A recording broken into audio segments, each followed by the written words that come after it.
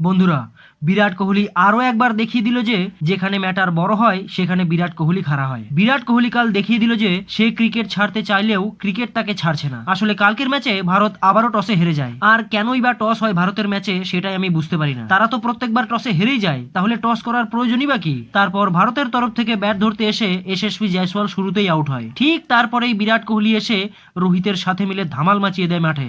এদের দুজনের মধ্যেই কম্পিটিশন চলছিল যে কে আগে হাফ সেঞ্চুরি করতে পারে। রোহিত ছক্কা তো মারছিলই, কিন্তু বিরাট কোহলি যে এতটাও ছক্কা মারে না সে কালকে সবাইকে অবাক করে দেয়। তবে রোহিত শর্মা কাল 352তম ছয় মেরে গোটা বিশ্বে প্রথম ক্রিকেটার হয় যে ওয়ানডে ম্যাচে এতগুলি ছয় মেরেছে। তবে রোহিত শর্মা কাল 57 রানের মাথায় আউট হয়ে প্যাভিলিয়নে ফেরে, কিন্তু অন্যদিকে বিরাট কোহলি মাঠে ধোয়া উঠিয়ে দেয়। সে কালকের ম্যাচে আবারও সেঞ্চুরি করে ইন্টারন্যাশনাল ক্রিকেটে 52টি সেঞ্চুরি করা প্রথম প্লেয়ার হয়। তবে কোহলি সেঞ্চুরি করে আউট হওয়ার পরে ভারত বেশি রান করতে পারেনি, তাই 8 উইকেট হারিয়ে 349 রান করে 350 রানের টার্গেট দেয় দক্ষিণ আফ্রিকাকে ভারত। তারপর দক্ষিণ আফ্রিকা যখন ব্যাট ধরতে আসে তখন দক্ষিণ আফ্রিকার বাত্তি বানিয়ে পেছনে ঢুকিয়ে দেয় হর্ষিত রানা। শুরুতেই সে 2 উইকেট নেয় এবং আর্শদীপ সিং 1 উইকেট নিয়ে দক্ষিণ আফ্রিকার কোমর ভেঙে দেয়। কিন্তু হঠাৎ করে আউট অফ সিলেবাস এসে মার্কো ইয়ানসেন সবাইকে চমকে দেয়। সে 180রও বেশি স্ট্রাইক রেটে ভারতের প্রত্যেকটি বোলারকে ধোয়া শুরু করে দেয়। ঠিক তারপরে কুলদীপ যাদব এসে পরপর 2 উইকেট নিয়ে দক্ষিণ আফ্রিকাকে একটু শান্ত করে। তবে করবিন বস্ট